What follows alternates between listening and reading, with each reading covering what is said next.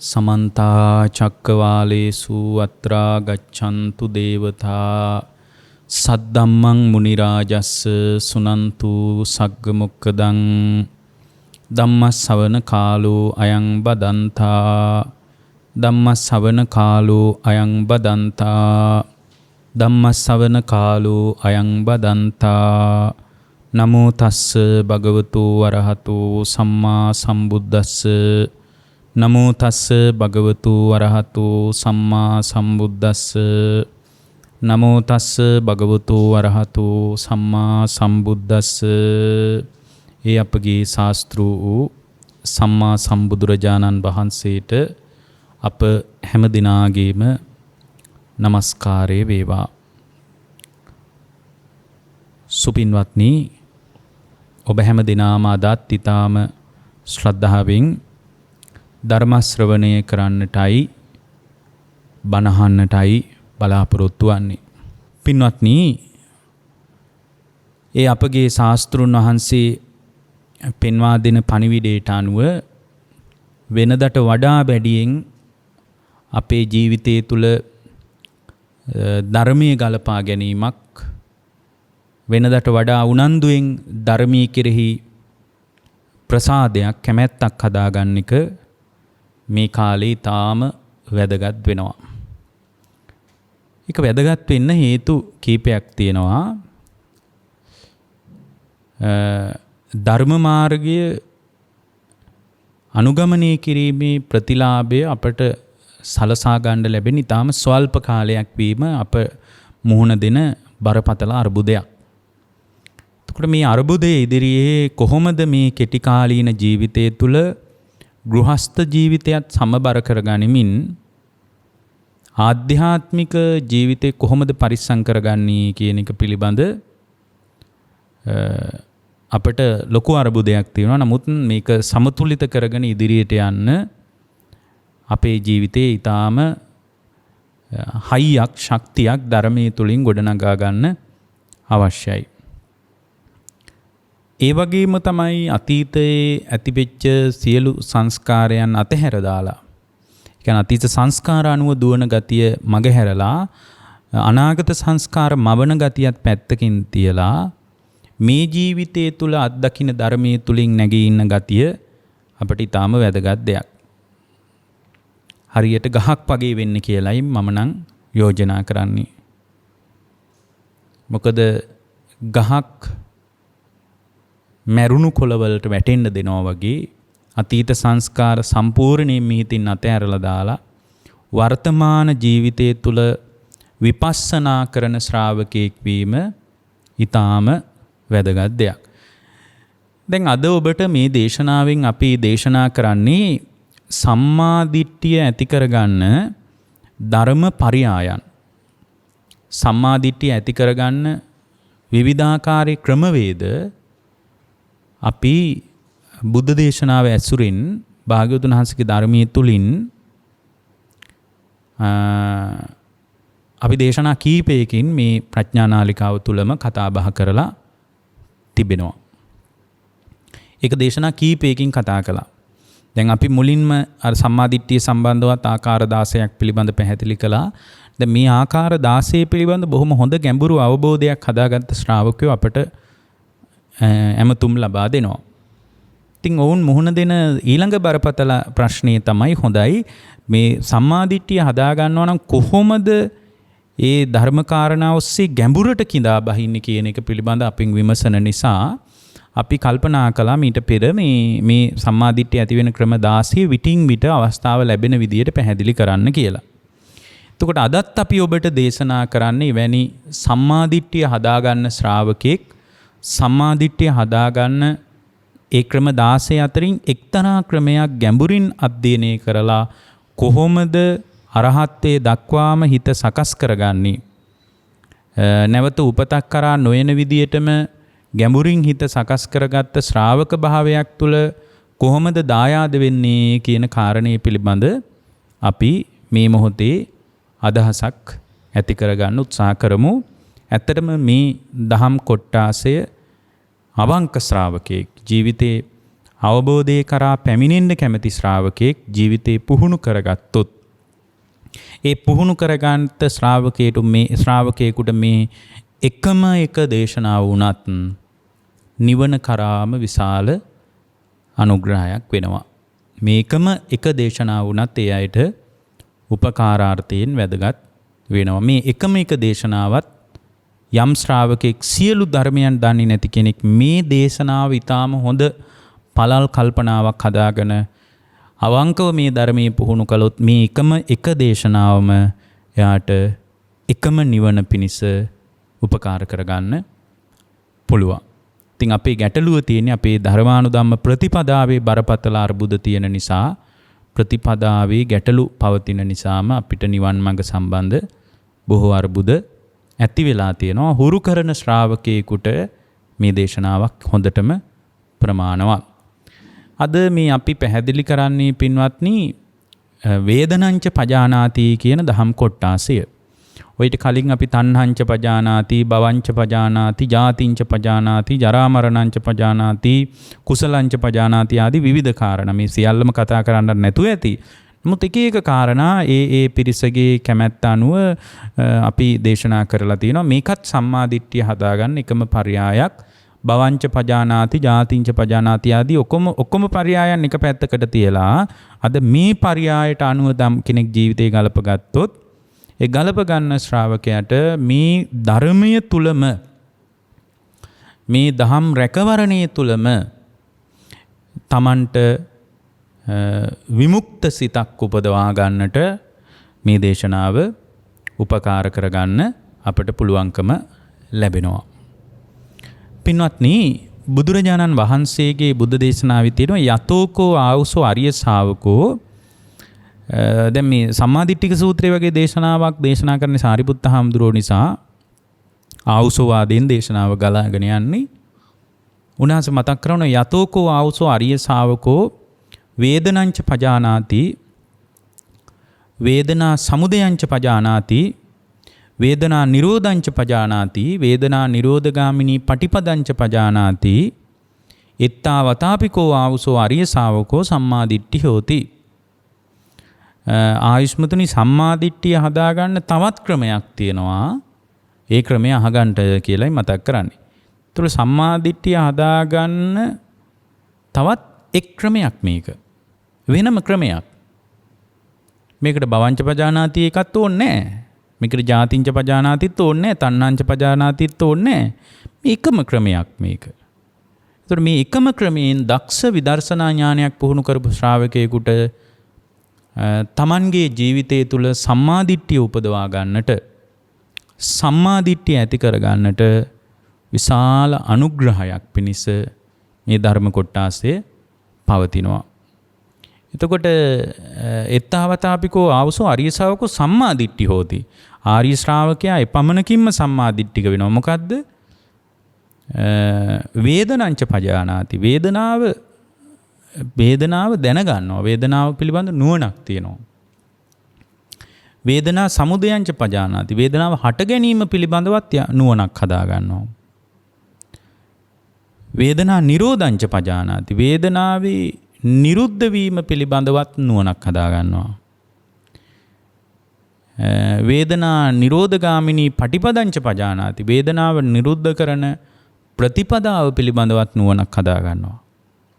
මේ ආකාර හතරේ නුවණ පවත්වනකොට එපමණකින්ම ඒ ආර්ය ශ්‍රාවකයා තුළ සම්මාදිට්ඨියක් උපදිනවා. එපමණකින්ම සම්මාදිට්ඨියක් උපදිනවා. ඒතර මෙන්න මේ හතර දැන ගැනීම තුළ උපන් සම්මාදිට්ඨිය ඊට පස්සේ ඒකමයි එයා විදර්ශනා කරන්නේ. ඒ විදර්ශනා සම්මාදිට්ඨියට මේ ඇති කරගන්න දැක්මමයි උදව් වෙන්නේ. ඊට පස්සේ ඒ දැක්මම උදව් කරගෙන පින්වත්නි එයාගේ ජීවිතය තුළ සම්පූර්ණයෙන්ම මාර්ග සම්මාදිට්ඨියකට පිවිසෙනවා. ඒ මාර්ග සම්මාදිට්ඨිය තුළ එයා ඵල සම්මාදිට්ඨියටපත් වෙනවා.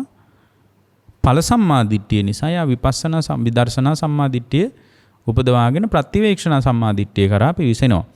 ඒතර මේ එකම පරයයකින් සම්පූර්ණයෙන් ප්‍රතිවේක්ෂණ සම්මාදිට්ඨිය දක්වාම හිත හසුරුවා ගන්න ශ්‍රාවකයෙකුට මේ දේශනාව විශාල උපකාරයක් පවතිනවා. විශාල උපකාරයක් වෙනවා පින්වත්නි. එතකොට මේ ජීවිතය තුළ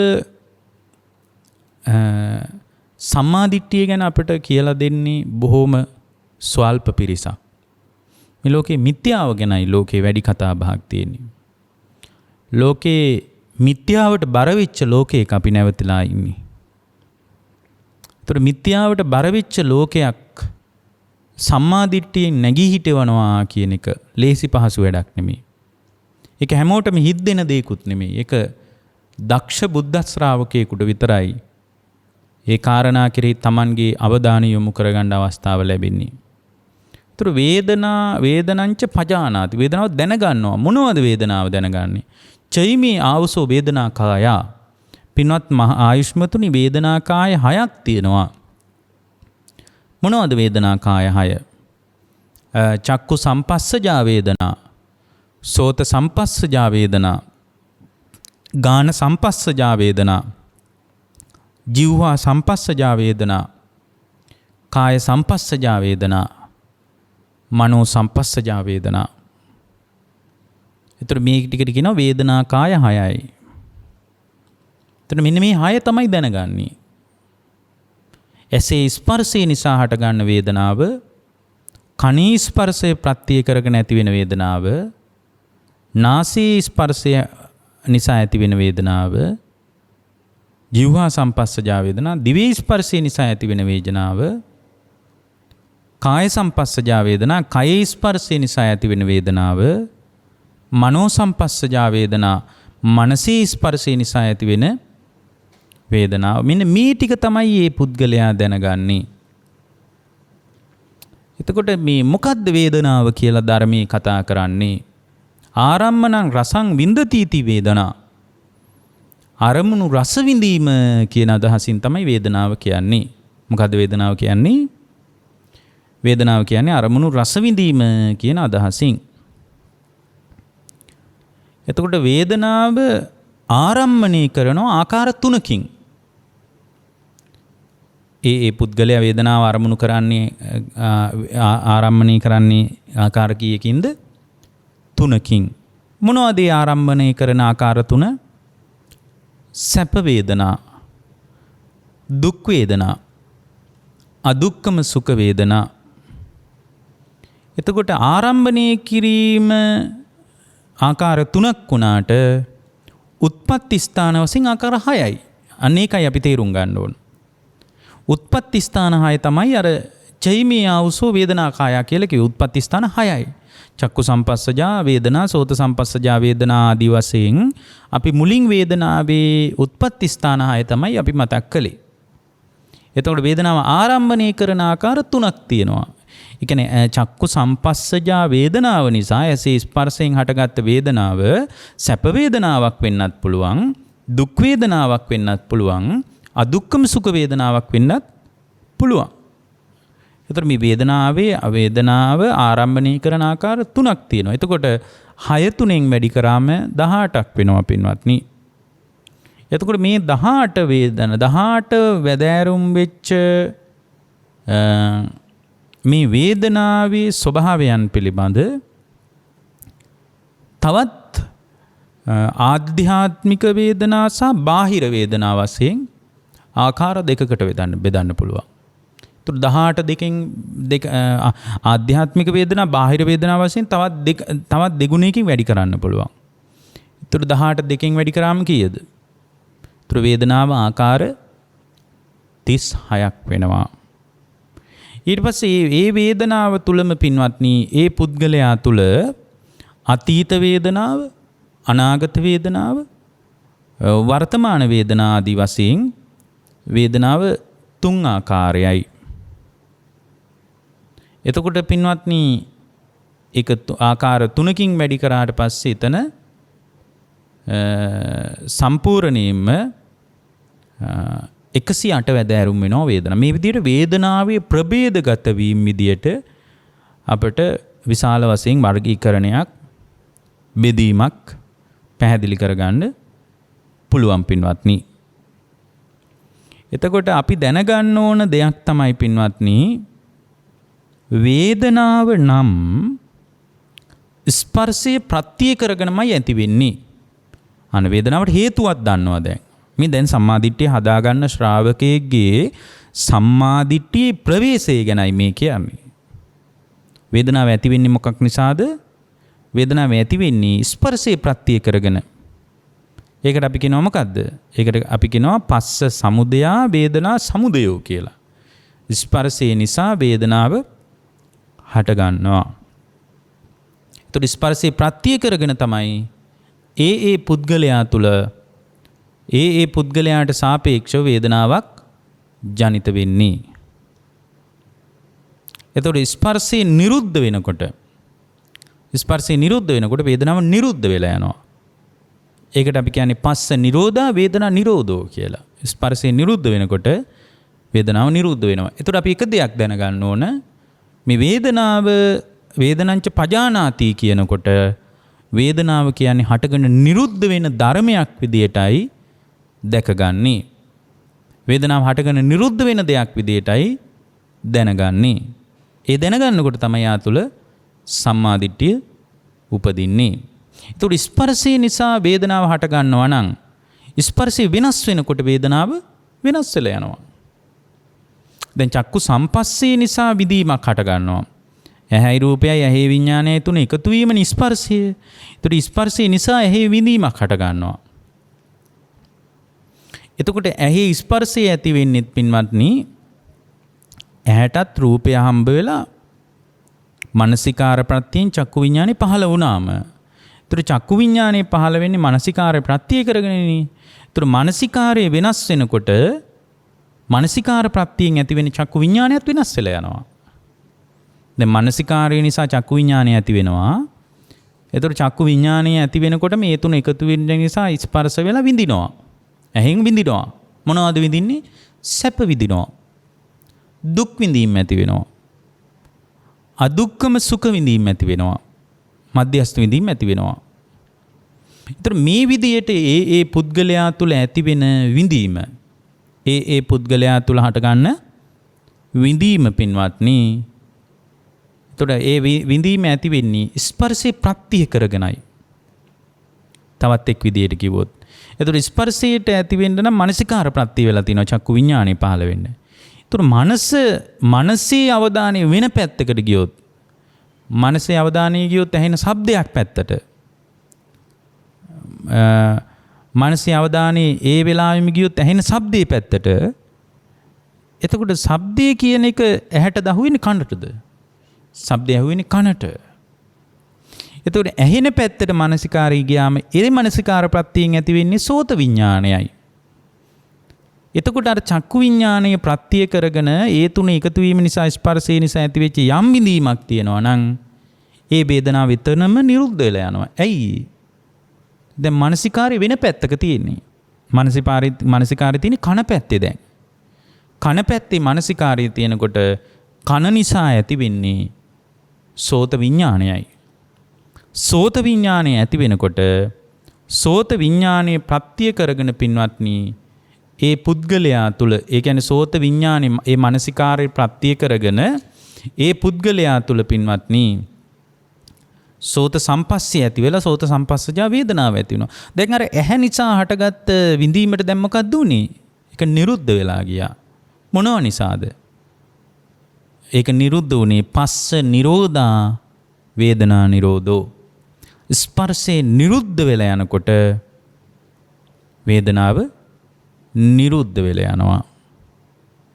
එතකොට අපේ තියෙන අවිද්‍යාව නිසා අපි හිතන්නේම වේදනාව ගෙනල්ලා දෙන්නේ එළියේ තියෙන රූප කියලා.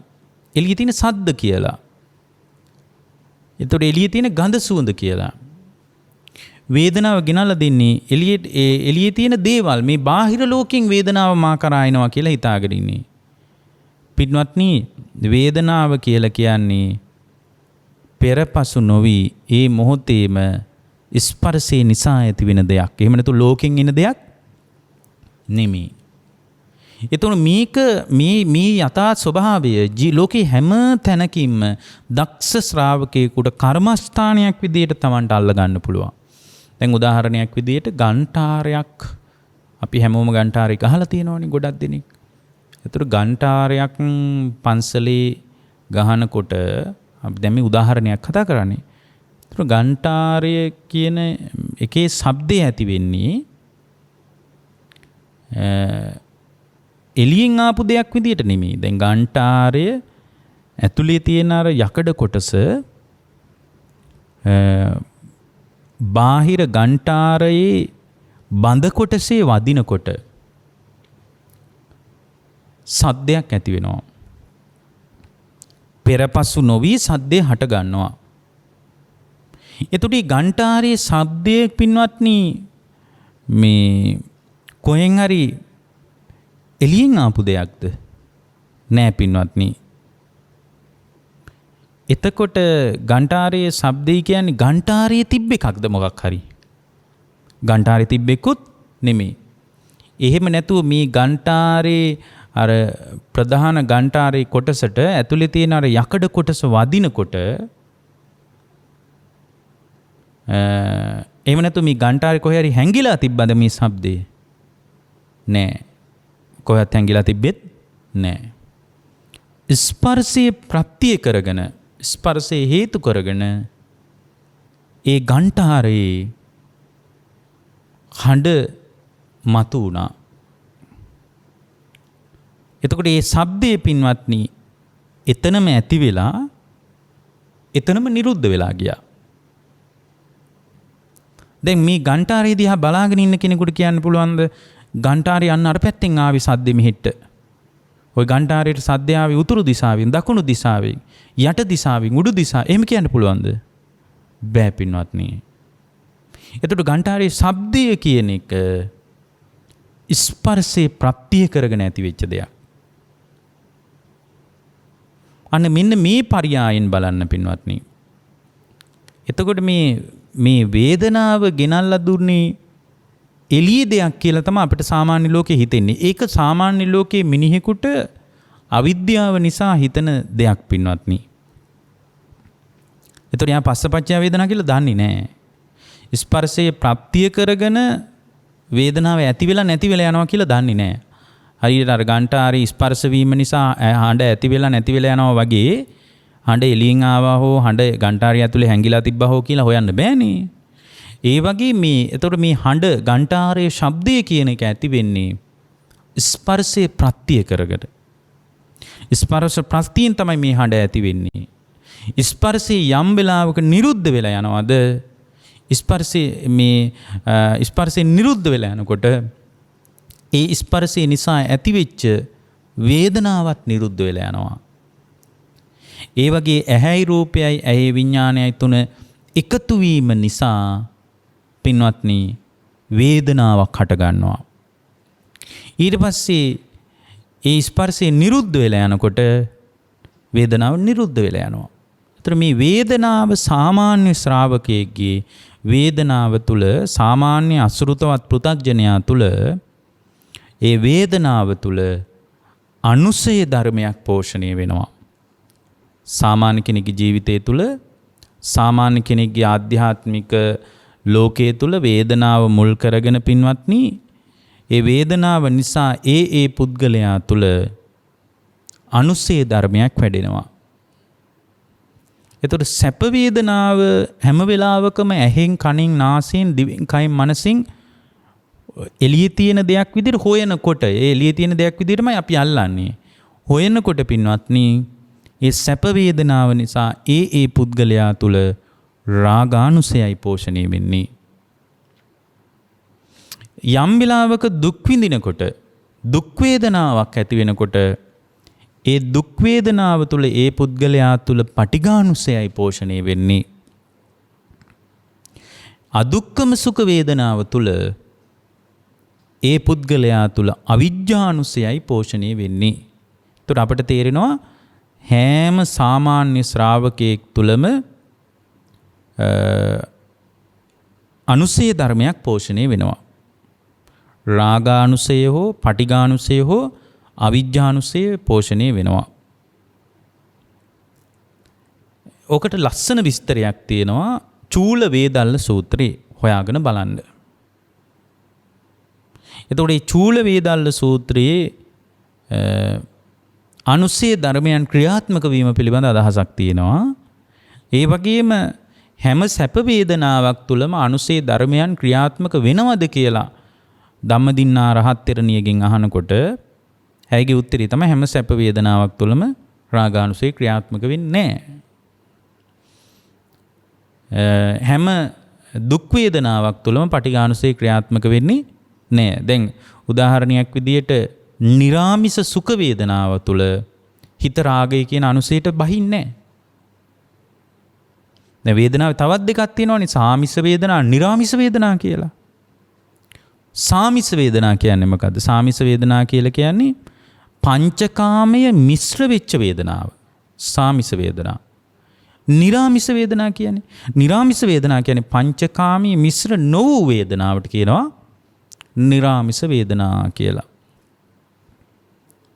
එතකොට අපේ ජීවිතේ හැම වෙලාවකම දකින දේවල් තුල, අහන දේවල් තුල, දැනෙන දේවල් තුල, හිතෙන දේවල් තුල, අහන, දකින, දැනෙන, හිතෙන දේවල් තුල හැම වෙලාවකම පින්වත්නි පංචකාමයන් මිශ්‍රිතයි.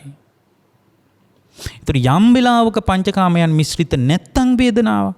ඒකට කියනවා නිරාමිස වේදනා කියලා. දැන් භාවනා කරනකොට සැපයක් උපදිනවා.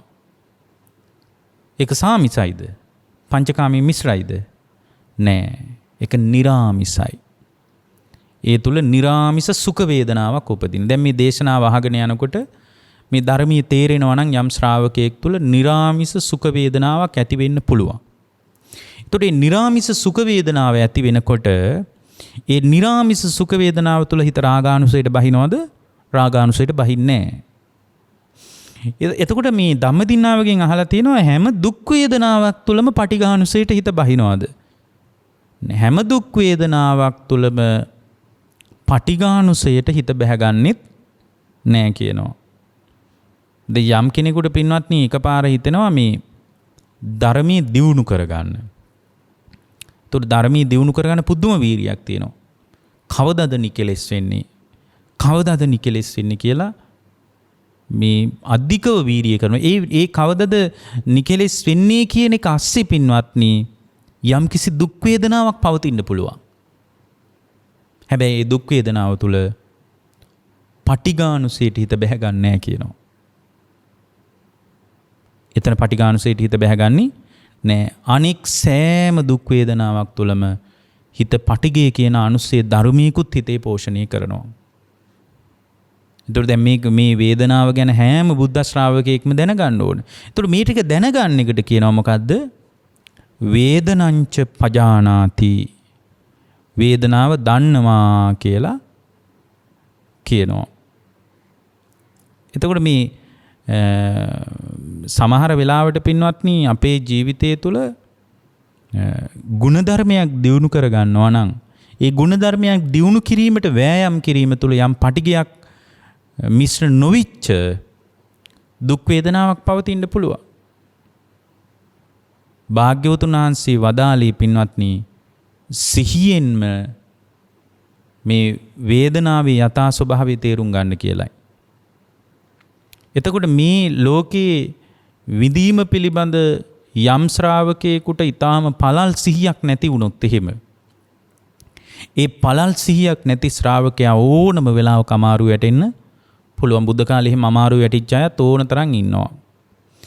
ඒ නිසා පින්වත්නි මේ බුද්ධ ශ්‍රාවකෙක් දක්ෂ සොල්දාදුවෙක් වගේ වටේටම තියෙන කාරණා පිළිබඳ සංවේදීකමක් හදාගන්න ඕන. මොකද එහෙම නැත්තම් රාගානුසයෙන් බැට ගන්න පුළුවන්, පටිඝානුසයෙන් බැට ගන්න පුළුවන්, අවිජ්ජානුසයෙන් බැට ගන්න පුළුවන්, මානානුසයෙන් බැට ගන්න පුළුවන්, භවරාගානුසයෙන් බැට ගන්න පුළුවන්, අවිජ්ජානුසයෙන් බැට ගන්න පුළුවන්. ඉතින් මේ විදිහට මේ අනුසය ධර්මයන් මේ වැඩෙන ස්වභාවයෙන් ඔබේ හිත සංසාරේ පෝෂණය වෙලා තියෙන්නේ. ඒතර ඒක නිසා ඊටාම වැදගත් දෙයක් පින්වත්නි. එතකොට බුදුරජාණන් වහන්සේ ඔකට හරිය ලස්සන තැනක් තියන්නම් මම. අවංකව ධර්ම මාර්ගයේ පුහුණු කරන ශ්‍රාවකයෙකුට පවා වරදින්න පුළුවන් නිසා පරිස්සම් වෙන එක හොඳයි කියන්නයි කියන්නේ. මේ අනුසය ධර්මයන් ස්වභාවයෙන්ම ඔබ තුල ඇති වෙන ස්වභාවයකටයි ඔබේ හිත හැදිලා තියෙන්නේ. ඒ නිසා ඕනම වෙලාවක මේ අනුසය ධර්මයන් මතුවෙලා ඔබේ නිවන් මාර්ගය උනත් පැහිලා යන්න පුළුවන්. එතකොට ඒකට ඒ අනුසය ධර්මයන් පෝෂණය වෙනකොට ඒ අනුසය ධර්මයන්ට හිත යටත් නොවන විදියට මේ ඒ කාලේ නම් මේ හිටපු ගිහි පැවිදි අයගෙන් අපිට උදව්වක් හම්බුණා. අද නම් එහෙම උදව්වක් හම්බ වෙන්නේ නැහැ. මේ ලෝකේ අනුසය ධර්මයන්ට උදව්වක් හම්බ වෙනවා මිසක් මේ රාගානුසයෙන්, පටිඝානුසයෙන්, අවිජ්ජානුසයෙන්, භවරාගානුසයෙන් ආදී අනුසය ධර්මයන්ගෙන් බැටකන සමාජයට මේ අනුසය ධර්මයන්ගේ ආදීනව කියලා දෙන්න අද ලෝකේ කෙනෙක් නැහැ. බුදුරජාණන් වහන්සේගේ කාලේ එක භික්ෂුණියකට ඇය බොහොම තරුණයි. ඒ තරුණ භික්ෂුණියට ආනන්ද හාමුදුරුව ගැන සරාගී සිතක් උපන්නා. ආනන්ද හාමුදුරුව බොහොම ලස්සන කෙනෙක්නේ. ඒතර ආනන්ද හාමුදුරුව බොහොම තරුණ කෙනෙක්, හරිම ප්‍රියමනාප කෙනෙක්. දැන් මේ භික්ෂුණියකට, තරුණ භික්ෂුණියක්, ඇයත් බොහොම ලස්සන තරුණ භික්ෂුණියක්. ඉතින් මේ තරුණ භික්ෂුණියගේ හිතේ රාගයක් උපන්නා. එතකොට මේ කවුරු ගැනද උපන්නේ? ආනන්ද හාමුදුරුව ගැන. ඉතින් ආනන්ද හාමුදුරුවගේ රූපය ගැන තමයි මේ රාගසිත උපන්නේ. ඊට පස්සේ මේ භික්ෂුණී කුටියට ගිහින් කොහොමද ආනන්ද හාමුදුරුව මේ කුටියට ගෙන්න ගන්නේ කියලා කල්පනා කළා. මේ බුද්ධ කාලේ කොහොමද අපේ ආනන්දයන් වහන්සේ මේ කුටියට ගෙන්න ගන්නේ කියලා මේ භික්ෂුණිය කල්පනා කරා. කල්පනා කරලා එක පුද්ගලයෙක් අතේ පණිවිඩයක් යවුවා ආනන්ද හාමුදුරුවන්ට. මේ මතක් කරන්න කිව්වා, ස්වාමීනි ආනන්දයන් වහන්සේ, අහවල් මෙහෙණවරේ භික්ෂුණියක් ඉන්නවා. ඒ භික්ෂුණිය හොඳටම ලෙඩ වෙලා ඉන්නේ. ඒ භික්ෂුණියට විශාල කායික මේ රෝගයක් මතුවලා තියෙනවා.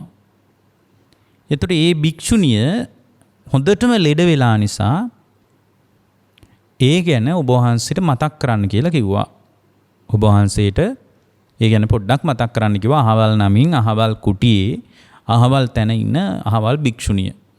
ඇත්තට මේ දේශනාවලත් මේ භික්ෂුණියගේ නමක් නැහැ මොකද්ද කියලා. ඒතර මේ භික්ෂුණියට මෙන්න මෙහෙම අසනීපෙන් ඉන්නවා කියලා කිව්වා. ඉතින් අර මිනිස්සයා ගිහින් ආනන්ද හාමුදුරුවන්ට කිව්වා, ආනන්දයන් වහන්සේ අර අහවල් භික්ෂුණී ආරාමේ මේ භික්ෂුණියකට, භික්ෂුණිය හොඳටම ලෙඩ වෙලා, ඉතින් ඔබ වහන්සේටත් පොඩ්ඩක් මතක් කරන්න කිව්වා. පින්වත්නි, මේ භික්ෂුණියක් ලෙඩ වෙලා නම් ඒ ලෙඩ වෙලා ඉන්න භික්ෂුණියට ධර්මයෙන් අනුග්‍රහ කරන්න භික්ෂුවකට යන්න පුළුවන්. ඒකේ විනයෙන් තහනමක් නැහැ. නැත්තම් ඒ වගේ වෙලාවක භික්ෂුවකට තනියෙන් යන්න බෑ. ඇයිගේ කුටියට යන්න එහෙම විනයෙන් අයිතියක් දීලා නැහැ. විනය ලිහිල් වීමක් නැහැ. හැබැයි ඒ භික්ෂුණිය හොඳටම ලෙඩ වෙලා නම්, ජීවිතේ මාරාන්තික වේදනාවක් ඉවසනවා නම්, ඒ වගේ වෙලාවක භික්ෂුවකට ගිහින් ඒ භික්ෂුණියගේ හිත හදන්න පුළුවන්. ධර්මීය තුල හිත පිහිටවන්න පුළුවන්. ගුණ ධර්මයක් මත ඒ භික්ෂුවට පුළුවන් ඒ භික්ෂුණියගේ හිත දියුණු කරවන්න. මාර්ගඵලයක් උපදවාගෙන නම් ඒ මාර්ගඵලය අභිභවා ගිහින් තවදුරටත් මාර්ගඵලය තුල, ඉහළ මාර්ගඵලයක් තුල ශක්තිමත් වීමට උපකාර කරන්න පුළුවන්. ඉතින් ආනන්ද හාමුදුරුව පාත්‍ර සිවුරු අරගෙන ඒ මෙහෙණවරට වැඩම කළා. ආනන්ද හාමුදුරුව ඒ ආරාමයට වඩිනකොට අර භික්ෂුණිය ජනෙල් කවුළුවෙන් බලාගෙන හිටියා, කෝ ආනන්ද හාමුදුරුව වඩින්නේ නැහැ කියලා. එහෙට ඇවිදිනවා. දැන් මේ භික්ෂුණියගේ රාගයෙන් විශාල මුසපත් වීමක් තියෙනවා. රාගයෙන් දැන් බලන්න මේ ජීවිත අවබෝධයෙන් බුද්ධ කාලේ මේ අය අවංකව ධර්මයට ආපු අය. මුත් ඒ වගේ කෙනෙක් තුල පවා බලන්න කෙලෙස් පරිදාහය, අනුසය වශයෙන් පවතින රාගානුසය වගේ අනුසය ධර්මයන් ඇවිස්සි එන විදිය. එතකොට මේ ආනන්ද හාමුදුරුව ඈතින් පාත්‍ර සිවුරු අරගෙන මෙහෙණවරට වඩිනකොට මේ භික්ෂුණිය දැක්ක ආනන්ද හාමුදුරුව වඩිනවා කියලා. දැකලා ඉක්මනට කුටිය ඇතුළට ගිහින් හොඳට සිවුර පොරවගෙන අර සයනේ හාන්සි වුණා. සයනේ හාන්සි වෙලා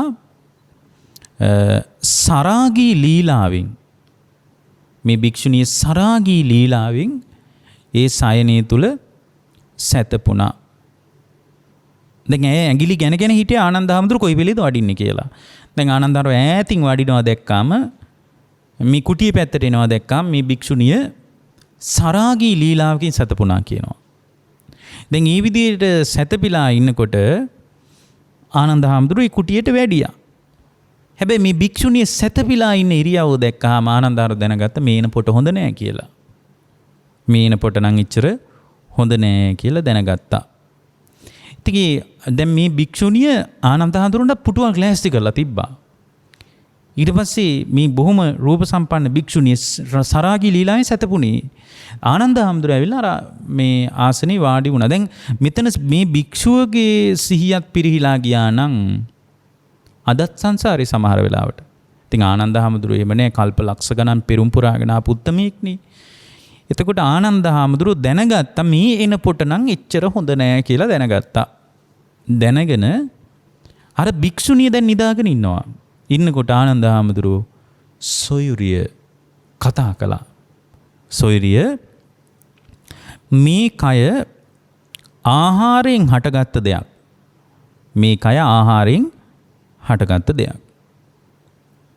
එතකොට ආහාරයේ ඇසුරු කරගෙනම තමයි සම්පූර්ණයෙන්ම මේ ක්‍රියාවලිය මේ තණ්හාව නිරුද්ධ කරන්න තියෙන්නේ. මේ ශරීරයේ ආහාරයෙන් හටගත්ත දෙයක්. ආහාරය ඇසුරු කරගෙනම තමයි මේ ශරීරය නිරුද්ධ කරන්න මේ තණ්හාව නිරුද්ධ කරන්න තියෙන්නේ. ඒතකොට දානේ වළඳන්න ඕන. දැන් බලන්න අර භික්ෂුණියට කියන කතාව. දානේ වළඳන්න ඕන සිහියෙන්මයි. කොහොමද? දානේ වළඳනකොට මේ වළඳන ඉලක්කයේ තේරුම් අරගෙන වළඳන්න ඕන. දැන් මේ කියන්නේ පින්වත්නි ආහාරයෙන් හටගත්ත දෙයක් මේ ශරීරය. මේ ශරීරේ නිරුද්ධ කරලා දාන එකත් ආහාරය ඇසුරු කරගෙනමයි කරන්න ඕන. කොහොමද ආහාරය ඇසුරු? ආහාරයෙන්මයි නිරුද්ධ කරන්න තියෙන්නේ. ඒතර ආහාරය ඇසුරු කරගෙනම පවතින කයේ ආහාරය මුල් කරගෙනම තමයි මේ ක්‍රියාවලිය තෘෂ්ණාව සිඳින්න තියෙන්නේ. ආහාරය වළඳනකොට මේ ආහාර ගන්නේ යැපීම පිණිසයි. සරසා ගැනීම පිණිස නෙමෙයි. ලස්සන කර ගැනීම පිණිස නෙමෙයි.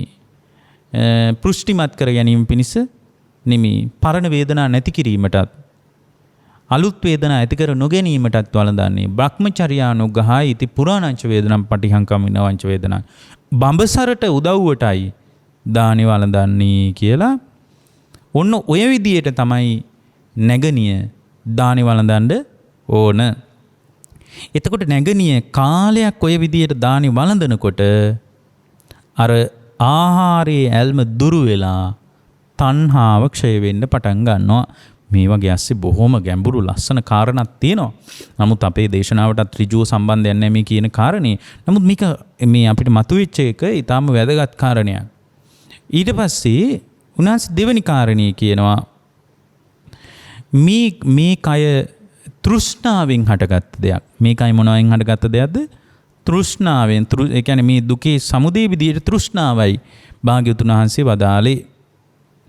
මේ කය තෘෂ්ණාවෙන් හටගත්ත නිසා තෘෂ්ණාවම අරමුණු කරගෙනයි කයේ ඇල්ම දුරු කරගන්න තියෙන්නේ.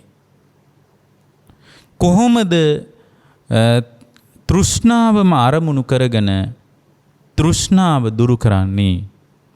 තෘෂ්ණාවම අරමුණු කරගෙන කොහොමද තෘෂ්ණාව දුරු කරගන්නේ? මෙන්න මේ බඳු තෘෂ්ණාවක් හදාගන්න කියනවා.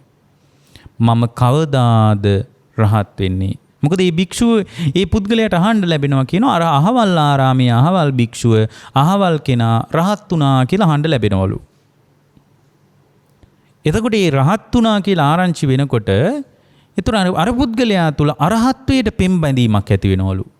අරහත්ත්වයේ කෙරේ යම් කිසි කැමැත්තක් ඇති වෙනවලු. ඒ තෘෂ්ණාවෙන්මයි තෘෂ්ණාව සංසිඳවන්න තියෙන්නේ. ඒක තමයි මේ කියන්නේ.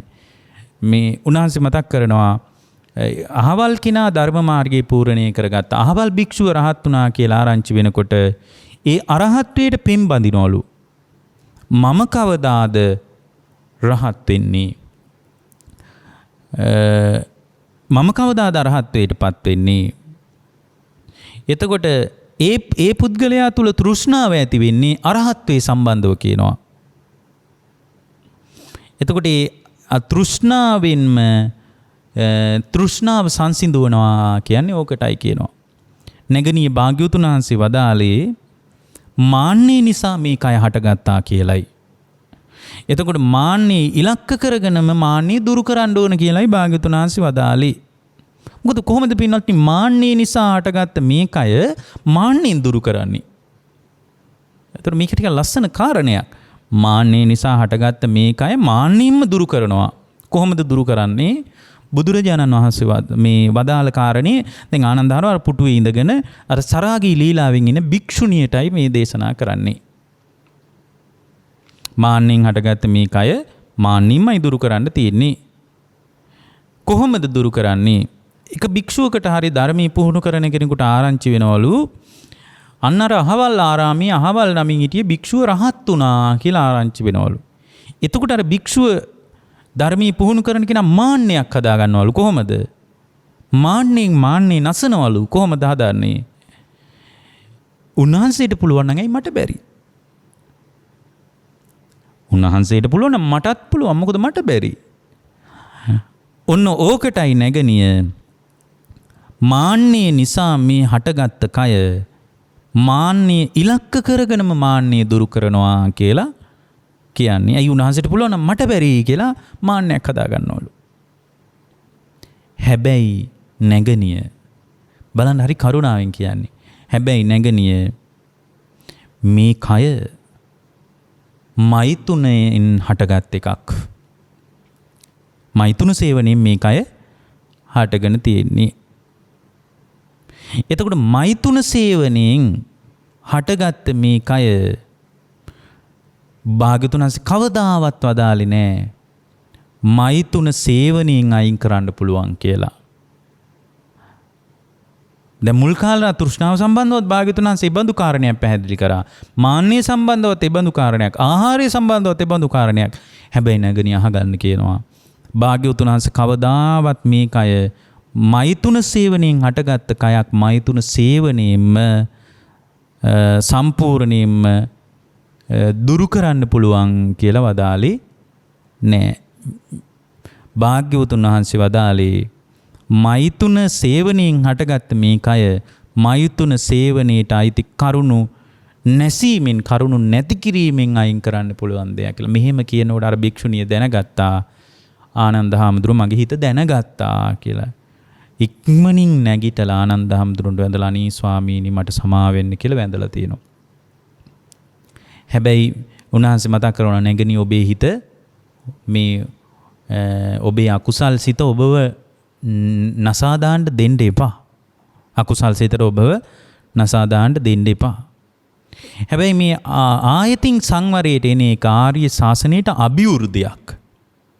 ඒ නිසා ආයතින් සංවරයට අපේක හොඳයි කියලා ධර්ම දේශනා කරලා උන්වහන්සේ ඉතින් වැඩම කළා කියනවා. දැන් පින්වත්නි මේ හිත ස්වභාවයෙන්ම අනුසේ ධර්මයන් මතයි ලුහු බඳින්නේ. ස්වභාවයෙන්ම පවතිනවා.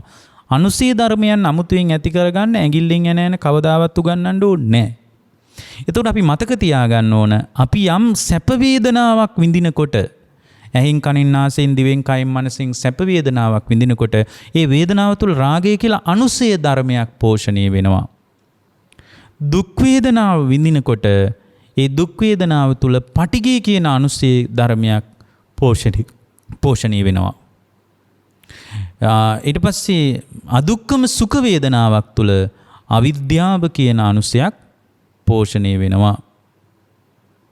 එතකොට අපි හිතාගෙන ඉන්නවා මේ බාහිර දෙයකට ඇතිවෙච්ච තණ්හාව තුලින් බාහිර දෙයක් දැක්කාම ඒ දකින දේ කෙරෙහි අපේ විඳීම හටගත්තා කියලා. පින්වත්නි රස තණ්හාව ඇති වෙනකොට රසයේ මුල් කරගෙන තණ්හාව ඇති වෙනකොට අපි හිතමු කේක් කෑල්ලක් කනවා කියලා. කේක් කෑල්ලක් කනකොට පින්වත්නි අපි හිතන්නේ රසය කියන්නේ කේක් කෑල්ලේම පවතින දෙයක් කියලා අපිට හිතෙන්නේ. එතකොට රස තණ්හාව අපි තුල ඇති වෙනකොට පින්වත්නි අපි හිතන්නේ දැන් කේක් කෑල්ල කනකොට තවත් පිඟානේ කේක් තියෙනකොට අපි ඇස යන්නේ පිඟාන පැත්තට හැම වෙලාවකම. එතකොට රස තණ්හාව මුල් කරගෙන ඇසෙන් පේන නිමිති වලටත් ඒ පුද්ගලයා බැඳිලා යනවා. එතකොට රසයි කීකේ ආයේ පිඟාන පැත්තට තමයි එයාගේ අවධානය යන්නේ පින්වත්නි. එතකොට මේ විදියට යනකොට ඒ නිසා ඇතිවෙන වේදනාව කේක් කෑල්ලටම අයිති දෙයක් විදියටයි අපි සලකන්නේ. නමුත් දැන් මෙතන අපි කතා කරන ආර්ය ශ්‍රාවකයා තුළ වේදනංච පජානාති. වේදනාව දැනගන්නවා කියන එක තුළ එයා මේ රසයේ මුල් කරගෙන ජීවහා සම්පස්සජා වේදනාව කියන එක කේක් කෑල්ල පිඟාන පැත්තට තල්ලු කරන්නේ නැහැ. එතකොට ඒක පිඟාන පැත්තට අයිති දෙයක් විදිහට තල්ලු කරන්නේ නැහැ. දැන් බලන්න කේක් කෑල්ල රහ කර කනකොට එයාගේ අවධානය යන්නේ ඇහිනුත් පිඟාන පැත්තටයි. නමුත් දැන් මෙතන බුද්ධ ශ්‍රාවකයා ඒ ඇතිවෙච්ච රසයේ මුල් කරගෙන ඇතිවෙච්ච සුඛ වේදනාවට එයා සුඛ වේදනාව මුල් කරගෙන පිඟාන පැත්තට Tamanගේ අවධානය යොමු කරන්නේ. එයා වේදනාව කියන එක දකින්නේ මේ වේදනංච පජානාති කියන පරයයන් දකිනකොට වේදනාව කියන්නේ ස්පර්ශ ප්‍රත්‍යයෙන් ඇතිවෙච්ච දෙයක්. පස්ස සමුදය වේදනා සමුදයෝ. ස්පර්ශ ප්‍රත්‍යයෙන් ඇතිවෙච්ච දෙයක්. ස්පර්ශයේ නිරුද්ධ වෙලා යනකොට වේදනාව නිරුද්ධ වෙලා යන දෙයක් විදියටයි එයා දකින්නේ පින්වත්නි. එතකොට මේ වේදනාව යාට අනිත්‍ය වෙවි යන විදිහ දකින්න පුළුවන්. මොකද දකින්න පුළුවන්? වේදනාව අනිත්‍ය වෙවි යන විදිය දකින්න පුළුවන්. ඒතර වේදනාව හටගෙන නිරුද්ධ වෙන්නේ ස්පර්ශේ නිරුද්ධ වෙනකොට. වේදනාවේ නම් අනිත්‍ය වශයෙන් දකින්න ඕන.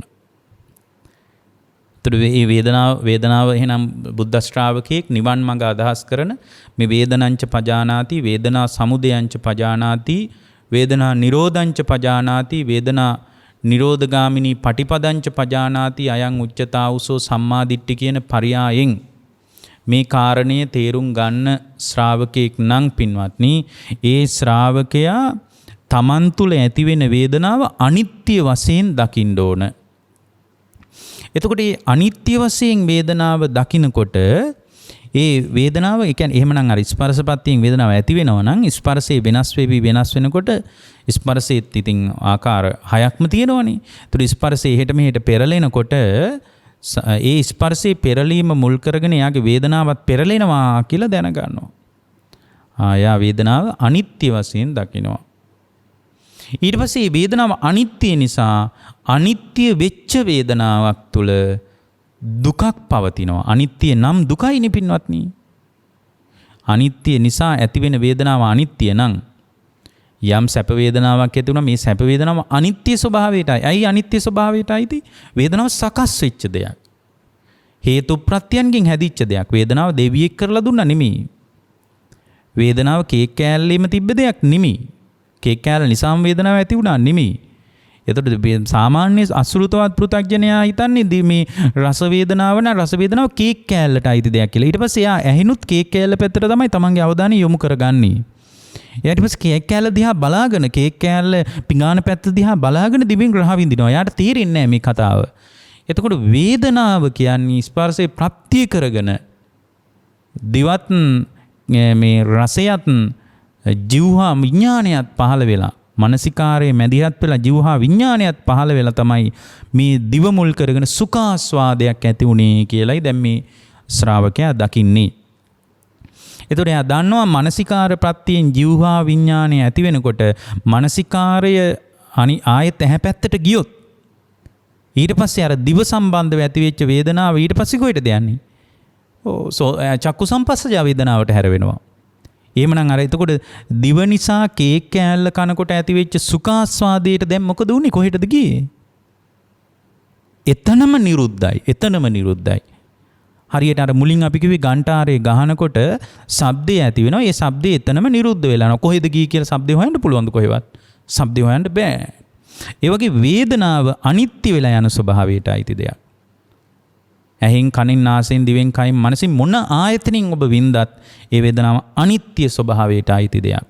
ඒතර වේදනාව අනිත්‍යව. දැන් බුද්ධ ශ්‍රාවකයා තුල මේ වේදනාව පිළිබඳ වේදනාව තුල සම්මාදිට්ඨිය හදා ගන්නවා නම් ඒක විදර්ශනා සම්මාදිට්ඨියට හරව ගන්න ශ්‍රාවකෙක් වේදනාව අනිත්‍යම සෙන් කල්පනා කරන්න ඕන. ඇත්තටම මේ වේදනංච පජානාති කියන පරයය තුල සම්මාදිට්ඨිය විදර්ශනා විපස්සනා දැක්ම හදා ගන්නවා නම් ඒ හදාගන්න ශ්‍රාවකයා ඒ වේදනාව මේ සම්පූර්ණයෙන්ම විපස්සනා කරන්න ඕනේ. ඒතකොට විපස්සනා කරන ශ්‍රාවකයා තුළ ඒ විඳීම තුළ ඇතිවෙන ස්කන්ධයන්ගේ ක්‍රියාවලිය එක පැත්තකින් දකිනවා. අනිත් එක තමයි වේදනාව අනිත්‍ය වශයෙන් දකිනවා. හටගෙන නිරුද්ධ වෙන දෙයක් විදියටයි දකින්නේ. එතකොට හටගෙන නිරුද්ධ වෙලා යන වේදනාව පින්වත්නි හටගෙන නිරුද්ධ වෙලා යන ස්වභාවයට නම් ආйти. ඒක එහෙමනම් නිට්ටිය නෑ අනිත්‍ය. අනිත්‍ය නම් ඒ ඇතිවෙච්ච වේදනාව දුකක් විදියටයි සලකන්නේ. දුකක් විදියටයි ඒ ශ්‍රාවකයා සලකන්නේ. ඒ වේදනාව තුළ දුක පවතිනවා කියලා එයා දැනගන්නවා. එතකොට සැප වේදනාව තුළ පවතින දුක මොකක්ද පින්වත්නි? සැප වේදනාව තුළ පවතින දුක තමයි ඒ සැප වේදනාව වෙනස් වෙන එක. එතකොට සැප වේදනාව වෙනස් වෙන එක, සැප වේදනාව වෙනස් වීම සැප වේදනාව තුළ පවතින දුක අනිත්‍ය වෙලා යන එක. දුක් වේදනාව තුළ පවතින දුකම දුක වේදනාව පවතින එකම දුකයිනේ. ඒක 아무තෙන් ආය හොයන්න දෙයක් නැහැනේ. දුක් වේදනාව පවතින එකම දුකයි. එතකොට ඒ නිසා අනිත්‍ය නිසා දුකක් විදිහට දකිනවා. දුක් නිසා අනාත්ම වශයෙන් දකිනවා. මේ ඇස නිසා, කන නිසා, දිව නිසා, කය නිසා, මනස නිසා මේ ආදී ආයතන 6 නිසාම ඇතිවෙන වේදනාව මම කියලා අල්ලන්න බෑ. මොන වේදනාවද මම කියලා අල්ලන්න පුළුවන්? මොන වේදනාවටද මගේ කියන්න පුළුවන්? මේ ඇහි චක්කු සම්පස්සජා වේදනා, සෝත සම්පස්සජා වේදනාසින් කතා කරනවා. පින්වත්නි කොයි වේදනාවටද මේ මගේ වේදනාව කියලා අල්ලන්න පුළුවන්? එකක් නෑ. ඇයි? හටගෙන නිරුද්ධ වෙලා යනවා. එතකොට හටගෙන නිරුද්ධ වී යන වේදනාව අනාත්ම වශයෙන් දැන් දකින්නේ.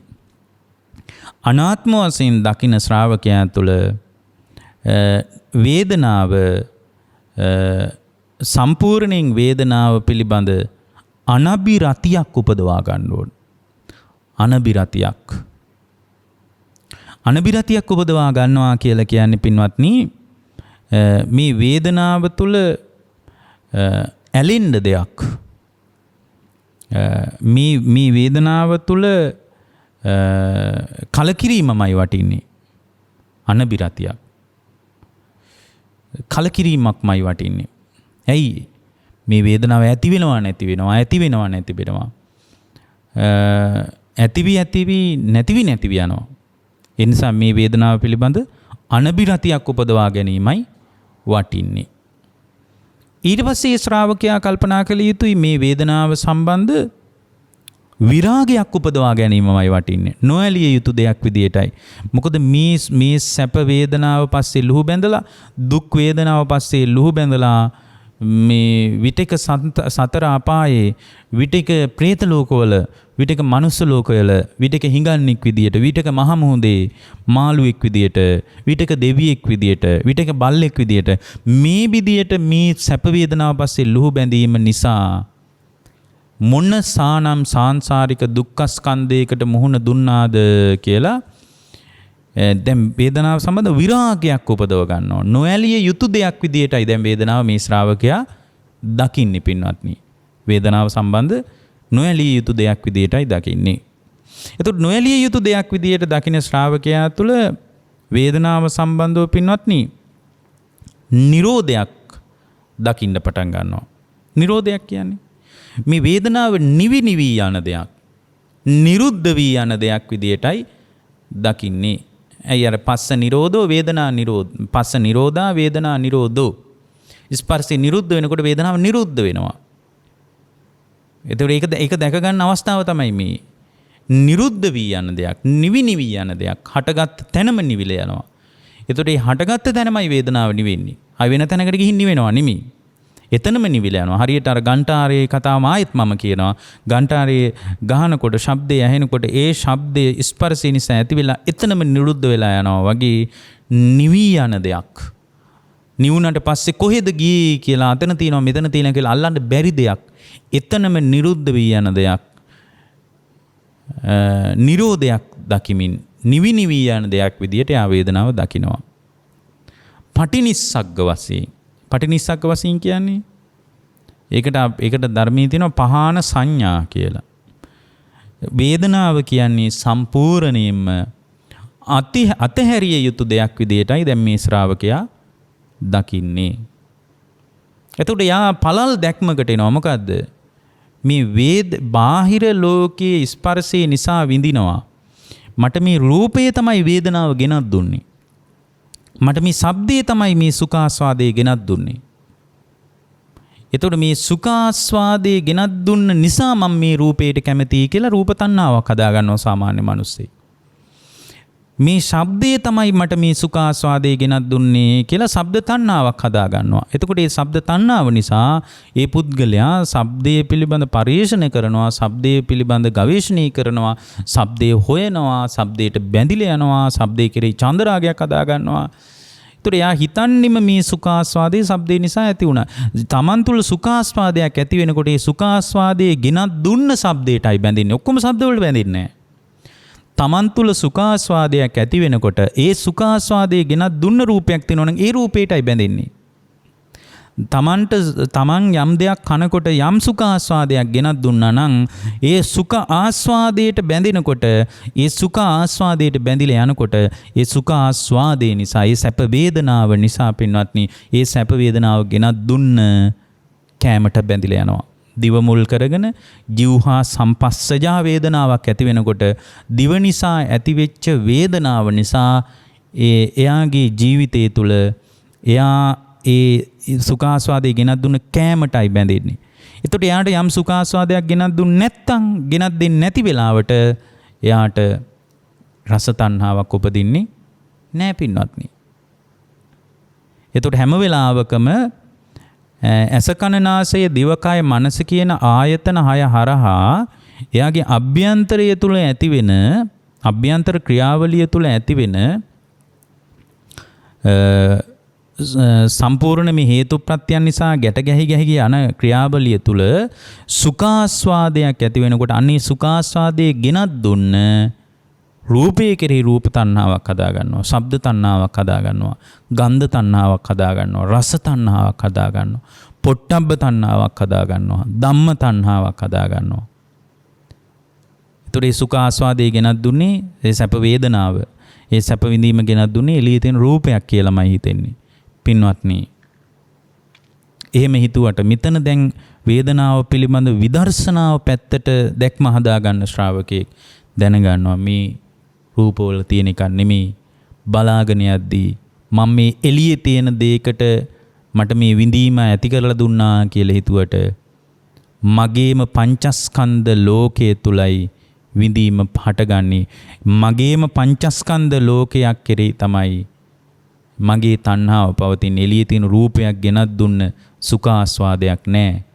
අන්තිමටම එළියේ තියෙන රූපයක් ගෙනත් දුන්න සුඛාස්වාදයක් තියෙනවා කියලා හිතාගෙන මේ රූපයකට කෙරෙහි තණ්හාවක් ඇති වුණාට මගේම පංචස්කන්ධ ධර්මයක් නේද ඇති වෙලා නැති වෙලා යන්නේ. එතකොට වේදනා ස්කන්ධයක් පහළ වෙන්නේ ඒ වේදනා ස්කන්ධයටයි තමන් තුළ කැමැත්ත ඇති වෙන්නේ. රූපයට නෙමෙයි. තමන් තුළ වේදනා ස්කන්ධයක් පහළ වෙනවනේ. අන්නේ වේදනා ස්කන්ධයටයි කැමති වෙන්නේ. තමන්ගේම සුඛාස්වාදයටයි කැමති. එහෙම නැතු එළියේ තියෙන රූපයකට නෙමෙයි. මෙන්න මේ විදිහට දකින්නකොට මේ වේදනංච පජානාති ක්‍රියාවලිය තුල පංචස්කන්ධයක නියෝජනය දකින්න ශ්‍රාවක භාවයක් හදාගන්න පුළුවන් පින්වත්නි. ඉතින් මේ විදිහට තමන්ගේ ජීවිතය තුල වේදනාව පිළිබඳ ගැඹුරින් අවබෝධ කරගන්නකොට වේදනාව පිළිබඳ ගැඹුරු අවබෝධයක් ඒ ශ්‍රාවකයා තුළ උපදිනකොට පින්වත්නි වේදනාව ඉතිරි නැතිවම නිරුද්ධ කරලා දාන එකමයි වටින්නේ කියන අදහස එනවා. වේදනාව ඉතිරි නැතිවම නිරුද්ධ කරලා දාන එකයි වටින්නේ. හටගත්ත තැනම නැති වෙලා යන වේදනාවකට මන් තුල තණ්හාවක් ඇති උනේ. එතකොට මේ වේදනාව කියන්නේ හේතු ප්‍රත්‍යයන්ගෙන් ඇති වෙච්ච දෙයක්. මේ වේදනාව අනිත්‍ය වශයෙන් දැකිය යුතු දෙයක්. දුකක් වශයෙන් දැකිය යුතු දෙයක්. අනාත්ම වශයෙන් දැකිය යුතු දෙයක්. දැන් මේ නුවණ මේ ශ්‍රාවකයා පහළ කරගෙන මේ විදිහට කල්පනා කරනවා. අනාත්ම වශයෙන් දැකිය යුතු දෙයක්. මේ වේදනාව කියන්නේ කලකිරිය යුතු දෙයක්. මේ වේදනාව කියන්නේ නොඇලිය යුතු දෙයක්. මේ වේදනාව කියලා කියන්නේ නිවිනිවි යන දෙයක්. ඒ කියන්නේ නිරුද්ධ වෙලා යන දෙයක්. මේ වේදනාව කියලා කියන්නේ සම්පූර්ණයෙන් අතහැරිය යුතු දෙයක් විදියට මානසිකාරය කරනකොට ඒ ශ්‍රාවකයා තුළ වේදනාවෙන් නිදහස් වීමක් අත්දකින්න ලැබෙනවා. ඒ වේදනාවෙන් නිදහස් වුණා කියලා කියන්නේ එයා තුළ සම්පූර්ණයෙන්ම කෙලෙසුන්ගෙන් නිදහස් වුණා කියන එකයි. එතකොට වේදනාවෙන් සම්පූර්ණයෙන්ම නිදහස් වෙන්න හම්බෙන්නේ අරහත්වයේදී. අරහත්වයට පත්වෙච්ච කෙනෙක් අරහත්වයට පත්වීම තුළ තමයි වේදනාවෙන් සම්පූර්ණයෙන්ම නිදහස් වෙලා යන්නේ. අන්න ඒ ස්වභාවයට මේ වේදනාව දැන ගැනීමත් වේදනාවට හේතු වෙච්ච ස්පර්ශය නිසා වේදනාව ඇති වෙන විදිහ දැන ගැනීමත් ඒ නුවණත් ඊට පස්සේ ස්පර්ශයේ නිරුද්ධ වී යනකොට වේදනාව නිරුද්ධ වී යන ස්වභාවය දැන ගැනීමත් ඒ වගේම මේ සම්පූර්ණයෙන් වේදනාව නිරුද්ධ කරලා දානවා නම් ඒකට තියෙන එකම ප්‍රතිපදාව ආර්ය ශ්‍රාංගික මාර්ගය පුහුණු කිරීම කියලා දැන ගැනීමත් කියන කාරණා මුල් කරගෙන යාට සම්මාදිට්ඨියට පිවිසෙන්න පුළුවන්. ඒතර මේ වේදනාව ගැනම කල්පනා කරලා වේදනාවේ මේ සියලු ක්‍රියාවලිය ගැන දැනගත්තට පස්සේ වේදනාව නිසා ඇතිවෙන පින්වත්නි හිතේ තණ්හාවක් තියෙනවා නම් ඒතර වේදනාව පිළිබඳ ගැඹුරින් අවබෝධ කරගත්තාට පස්සේ ඒ වේදනාව නිසා ඇතිවෙන තණ්හාව වැඩෙන්නේ නැහැ. තණ්හාව නැති වෙච්ච තැනක තණ්හාව නිසා හිතේ ඇතිවෙන බැඳී යාමක් වැඩෙන්න විදියක් නැහැ. ඇයි විඳීම මුල් කරගෙන ඇතිවෙන තණ්හාව නැහැ එතන. තණ්හාව නැති තැනක පින්නත් කුමක්ද උපාදානය කරන්න තියෙන්නේ? උපාදානයක් නැති තැනක කොහෙද විපාක පිණිස කර්ම හැදෙන්නේ? විපාක පිණිස කර්ම නැති තැනක කොහෙද ජාතියක්? ජාතියක් නැති තැනක පින්වත්නි කොහෙද ජරා මරණ දුක? මේක තැනකින් මේ ධර්මයේ ඇතුළට රිංග ගන්න සම්මා දිට්ඨිය ඇති කරගන්න ඉතාම සොඳුරු පරයයක් ගැන අපි මේ කතා කළේ. ඒතර භාගතුන් වහන්සේගේ දේශනාවට අනුව සාරිපුත්ත හාමුදුරුවෝ මේ දේශනාවේදී මතක් කරනවා. ඒතර මේ වේදනාව දැන ගැනීම තුළ එහෙම නැත්නම් මේ වාක්‍ය දැන ගැනීම නෙමෙයි Tamanගේ ජීවිතයෙන් මේ වේදනාව ඇති වෙන විදිය ස්පර්ශයේ ප්‍රත්‍ය කරගෙන වේදනාව ගැට ගැහෙන විදිය අපි මුහුණ දෙන හැම වෙලාවකම මේ වේදනාව තුළ දෝලණය වෙන විදිය වේදනාව ඇති වෙලා නැති වෙලා යන විදිය Tamanගේ ජීවිතය තුළ දකින්නකොට උන්වහන්සේ වතක් කරනවා සෝ සබ්බසෝ රාගානුසයම් පහය. එතන රාගානුසය ප්‍රහාණය වෙනවා කියනවා. පටිඝානුසයන් පටි විනෝදෙත්වා. එයාගේ පටිඝය කියන අනුසය ප්‍රහාණය වෙනවා කියනවා. අස්මීති දිට්ටි මානානුසයන් සමුහයත්වා. මම වෙමි කියන හැඟීමක් දැන් එතන ප්‍රහාණය වෙලා යනවා කියනවා. විඳින්නේ මම කියලා අල්ලන්නේ නැහැ. වේදනාව හටගෙන නිරුද්ධ වෙන දෙයක් විදිහටයි සලකන්නේ. අවිජ්ජම් පහය. අවිද්‍යාව ප්‍රහාණය වෙනවා. වේදනාව මම, වේදනාව මගේ, වේදනාව මට අයිති දෙයක්. මේ වේදනාව සදාකාලිකව තියාගන්න මම උත්සාහ කරන්න ඕන වගේ කරපු වෑයම් ඔක්කොම විසි කරලා දානවා. මොකද එයා දකින්නේ වේදනාව හටගෙන නිරුද්ධ වෙන ධර්මයක් විදිහටයි. අවිජ්ජම් පහය. දැන් අවිද්‍යාව ප්‍රහාණය වෙනවා. විජ්ජං උප්පාදෙත්වා. විද්‍යාවයි දැන් පහළ වෙන්නේ. මොකද්ද විද්‍යාව? වේදනාව හටගෙන නිරුද්ධ වෙලා යන දෙයක්. මේ වේදනාව කියන්නේම දුකට කියන වචනයක්. විජ්ජං උප්පාදෙත්වා දිට්ඨ ධම්මේ දුක්ඛ සන්තරෝ හෝති. මරණින් එහා පැත්තේ නෙමෙයි. දිට්ඨ ධම්ම වේදනීයවම එයාගේ දුක අතුරුදහන් වෙනවා. දිට්ඨ ධම්ම වේදනීයවම එයාගේ දුක අතුරුදහන් වෙනවා. ජීවිත අවබෝධය සම්මා දිට්ඨිය පිණිස ඔබ හැම දිනාටම මේ දේශනාව උපකාර වේවා කියලා අපි පින්වත්නි අදිෂ්ඨාන කරනවා. ඔබ හැම දිනාටම තෙරුවන් සරණයි. රාගක්ඛයෝ නිබ්බානං